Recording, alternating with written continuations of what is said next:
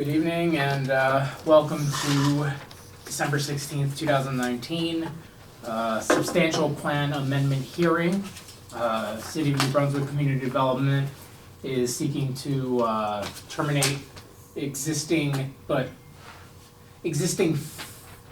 projects with allocated funding but that have not, I forget what the actual term is. They've been allocated home dollars, but they haven't been funded. It's a complicated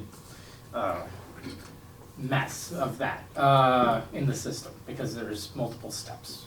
But with that said, so what we're trying to do is earlier this year, when we did our regular 2019-2020 action plan, we allocated $265,000 for Dina's dwelling to expand and to rehab the Sexton house over here on Bayard Street. And we allocated approximately $500,000 or $600,000 to help out in the redevelopment of the abandoned properties that are going through the ACRA process currently. But with that said, over time, a lot of the properties have been rehabbed by the private market. At least one of them has come to TAC, the 147 Remsen, and is hopefully going to be in front of the zoning board in a month or so, fingers crossed. At least 2 of them have open permits, and 2 of those 9 actually have occupancy. They have COs from construction. So there's only 3 or 4 properties left. And so in that vein, we're reducing the allocation and increasing the allocation for 45 Remsen Avenue, which had been an amendment to last year's action plan. But we're getting rid of that and amending it onto this action plan and allocating $800,000 or up to $800,000 for the development of up to 12 affordable units at that site. And I think our intent is to subsidize between 4 to 8 of the units, depending on how things shake out. So all 12 of them will be affordable units if they build 12? You said up to 12. That's to be determined, I believe so, but we're not going to subsidize all of them. Okay, so you said 4? 4 to 8. 4 to 8. Originally, our intent was to subsidize 4. Technically, $800,000 could go to only subsidizing 4, given the way that the HUD limits are. Okay. But we'll see how many of the projects we can subsidize. I think the intent there, by CAPC, who I think is going to be the developer of that site, I think they have site control, is to develop 12-ish affordable units, and I think their intent was to do naturally affordable units. Nice, okay. And that's 45 Remsen, right? Yeah, it used to be a church that burned down several years ago. Oh, okay. There was I think there was a hang up about like an oil tank or something that they were doing. Was that the DEP cleanup site? No, it wasn't. I mean, they probably have a DEP number, but it wasn't. I wouldn't define it as a DEP cleanup site because it wasn't. It's just an oil tank they heated the church. Just oil tank. Yeah.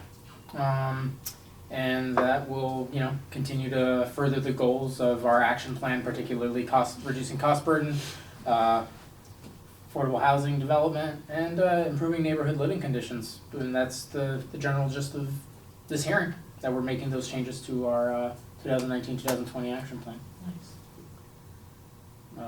I guess I will open it to the public for questions. A few questions, sir. I believe you stuck your hand out first. So, Charles Cradaville, New Brunswick. I live in the neighborhood. I remember when the church burned down. I was there 2012, and it's been an eyesore in the neighborhood that has really no use. You said CAPC will be the developer. Did I hear CAPC, that? NJ Community Capital. Oh, okay. NJC. Yeah, in some version. I don't know which of the entities. CAPC is Community Asset Preservation Corp. I believe it's like a sub-entity of NJ Community Capital. Okay, and do they have any other projects in New Brunswick? I remember from my time, I remember from my time with Catholic Charities, with Unity Square, that we used some of our NRTC money to subsidize certain projects. I don't remember their addresses. I remember one on Howard Street. I believe they had one on formerly commercial, now called Robeson Boulevard. I hope that they finish that one. And they've done some other projects in town, yes. Okay.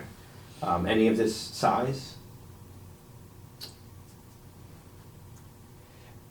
No, to my knowledge, they've mostly focused on rehabbing vacant and foreclosed units. I know that they've done a lot of other work in Newark, Florida, and some other places. But offhand, I don't believe that they've done any projects of, that scale in New Brunswick. Right, and just to be clear on the scale, we're talking about 12 or so units Yeah, total yeah. for the site, so maybe 3 stories, Possibly. I think 4. when we discussed this a while ago, we were probably looking at 2-ish, Okay, maybe 2.5 type of thing. sure. It's a while since we've had discussions about what that site may end up being. And what would the timeline be if you have any ideas for when we might see construction start, when a I mean, opening might well, whatever project it is, you know the neighborhood, and that zone is for single and 2-family houses, so I don't know if that corner offhand has commercial, but either way, if it's a C1, it's still only single and 2 families. They're gonna have to come before the board for variances anyway. Which board do you know, zoning or planning? They're definitely gonna have to come, if they do more than 2 units, it's a non-conforming use, so they would have to come before the zoning board. Okay. For site plan plus that variance, and given the size and the lot size, I imagine that there may be a few. Basically, at this point, my understanding is that they're past the cleanup phase of the tank stuff, so that was really the holdup, because our intent was to already be underway on this. It's been sort of a discussion off and on for a couple of years now. I would hope that they would submit plans sometime in, spring. And hopefully we could get under construction in 2020 if all goes well and they gain approval and whatnot. But there's some HUD aspects, and they have to give us some blessings to make sure that everything's okay with them and all the contract components are okay and that they're providing enough funds on their end, et cetera. So, there are certain parameters that still need to be hit, but yeah, I could see us, having them before the board in the spring. Okay, so just to be clear, so you have to get zoning board approval. They would. Potentially some federal endorsement or approval. When you do these projects, you have to do environmentals. In this case, there's probably going to be an environmental assessment. I don't know if a HUD required environmental impact statement would be necessary. They have a pretty high threshold for environmental impact statements. I know that we used CDBG funds way back when for the Memorial Stadium, the high school stadium, and that didn't even trigger an environmental impact statement, so I doubt that this would. But that's a process, so you have to do that, and then they have to sign off saying that they've reviewed it, and then that's okay.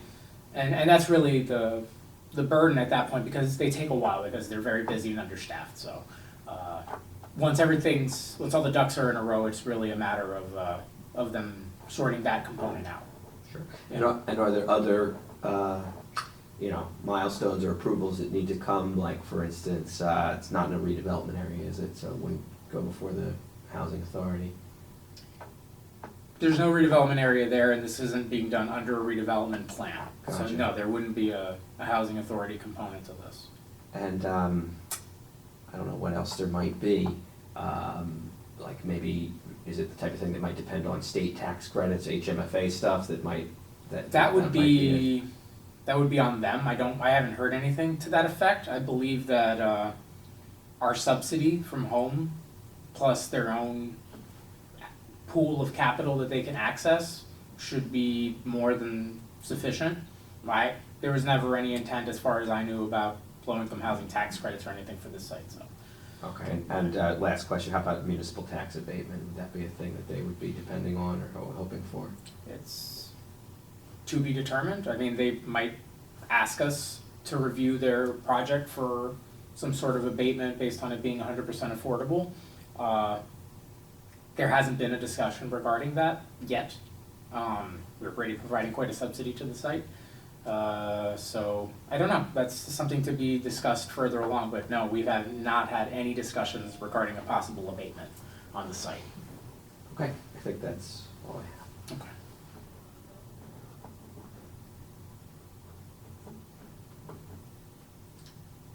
Nope, I just wanted to, just to confirm where the 1.2 is coming from, so you said it's. Those are existing home dollars that just either were tentatively allocated for these projects in their prior iterations, Okay. or have just been sort of floating, waiting for a home, pun not intended, to be invested in. Okay, Yeah, great. I think we still have like another $100,000 or so untouched floating Left around over. in there. Yeah. That's not necessarily Chodo funds, that's just. No, I think we're shoveling all the Chodo dollars To into town clock. this abandoned properties project.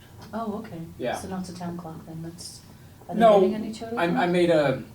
we made a decision to just sort of expedite the process by not doing them as a Chodo for this sole project, as they qualified under the regular home dollars, and we have a possible Chodo in the pipeline for the abandoned properties. So the 100,000 that's left over, that's where another developer could come and apply for that? Potentially. Okay, cool. And that's just for 2019? Well, this is several years of dollars. So I think this goes back to at least 2016 and possibly 2015. Ah, okay. It's been a while since we've had a project to move on. And then this year, we've had interest from 3 different possible projects, so, Cool. yeah. Nice.